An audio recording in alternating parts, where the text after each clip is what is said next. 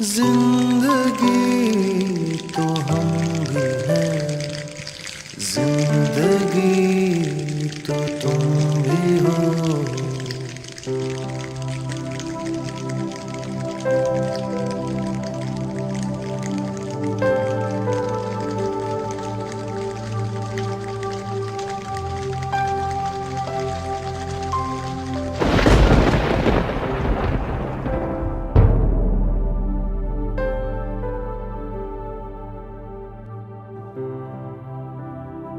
ہمارے والد صاحب نے بڑی محنت اور ایمانداری کے ساتھ اپنا کاروبار کیا۔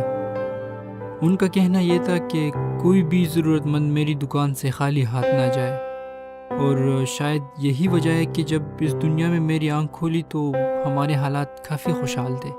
زندگی تو ہم بھی ہیں، زندگی تو تم بھی ہو۔ ابا جان کو دنیاوی تعلیم کچھ خاص پسند نہیں تھی، البتہ وہ دینی تعلیم پر کافی زور دیا کرتے تھے، اور یہی وجہ ہے کہ میرے دونوں بڑے بھائی صرف پرائمری پاس تھے، کیونکہ ہمارے علاقے میں طالبان کی حکومت تھی اور وہ کافی زور شور سے اپنا کام بھی کر رہے تھے، لہٰذا ابا جان کو بھی ان کا طرز عمل پسند تھا اور ان کی کارروائیوں میں بھی شریک ہوتے تھے۔ بڑے بھائیوں کی طرح ابا جان نے مجھے بھی صرف پرائمری تک تعلیم دلوانے کا فیصلہ کیا، اور اس کے بعد قرآن حفظ کرنے کے لیے مجھے مدرسہ بھیج دیا۔ اسی دوران دونوں بڑے بھائی اپنا کاروبار سنبھالتے اور طالبان کی کارروائیوں میں بھی شریک ہوا کرتے۔ قرآن حفظ کرنے کے بعد میں نے جب تعلیم جاری رکھنے کا مطالبہ کیا تو گھر میں جیسے جنگ شروع ہو گئی۔ والدہ نے میری سائیڈ لی، جس کا نتیجہ یہ ہوا کہ ابا جان کی طرف سے اس کو طلاق جیسی دھمکیاں سننا پڑی۔ میری ماں اکثر میرے والد کو کہتی تھی کہ میری بچوں کو اپنی سوچ سے دور رکھے، کیونکہ وہ طالبان اور ان کے کارروائیوں کے حق میں نہیں تھی۔ ایک دفعہ ہمارے علاقے میں پولیو مہم کا آغاز ہوا۔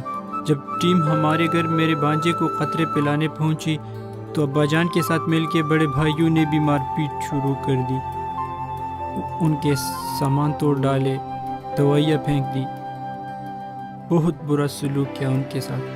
کچھ ہی عرصے بعد علاقے میں آپریشن شروع ہوا تو والد صاحب اور بڑے بھائیوں کی سرگرمیاں دیکھتے ہوئے مولانا صاحب نے ہمارے گھر کو علاقے کا ہیڈ کوارٹر بنا دیا۔ طاقت کے نشے نے میرے دونوں بھائیوں کو بھی اندھا کر دیا اور وہ بھی ابا جان کے ساتھ جنت کے خواب دیکھنے لگے۔ اسی دوران مجھے محسوس ہوا کہ میرے والد فیملی کے بارے میں بہت پریشان تھے، اس لیے انہوں نے دونوں بھائیوں کے علاوہ پوری فیملی کو دوسرے گاؤں بھیج دیا۔ ابا جان کی سوچ اور طالبان کے ساتھ تعلق کا نتیجہ ہمیں کچھ یوں بھگتنا پڑا کہ جب جنگ زوروں پر تھی تو ابا جان نے مولانا صاحب کے کہنے پر دونوں بھائیوں کو مشن پر بھیج دیا، جہاد کے نام پر، اور آج تک ہمیں ان دونوں کی میت بھی دیکھنی نصیب نہیں ہوئی۔ میں اور میرے گھر والے دونوں بھائیوں سے محروم ہو گئے، اور میرے بڑے بھائی کا بیٹا ان کی لاپرواہیوں کی وجہ سے آج پولیو مرض کا شکار ہے۔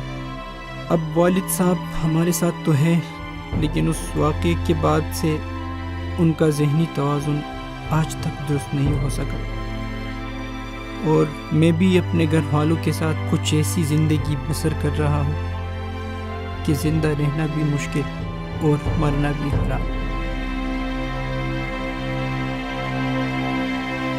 زندگی